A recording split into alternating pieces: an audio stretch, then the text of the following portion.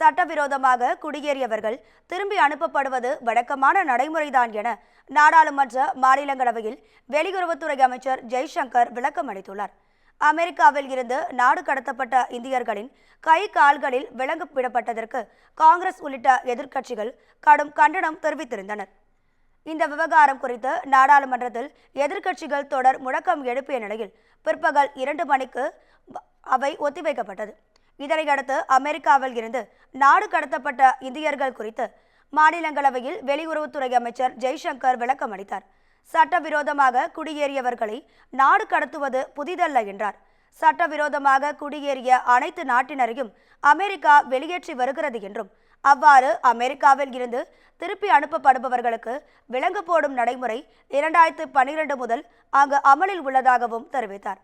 பெண்கள் குழந்தைகளுக்கு மட்டும் விலங்கு போடும் நடைமுறை இல்லை என்றும், இந்தியர்களை தவறாக நடத்த வேண்டாம் என அமெரிக்காவிடம் வலியுறுத்தி உள்ளதாகவும் கூறினார். நாடு திரும்பியவர்களிடம் உரிய விசாரணை நடத்தப்பட்டு சட்டவிரோதமாக அமெரிக்கா அனுப்பிய ஏஜென்ட்டுகள் மீது நடவடிக்கை எடுக்கப்படும் என்றும் அவர் தெரிவித்தார்.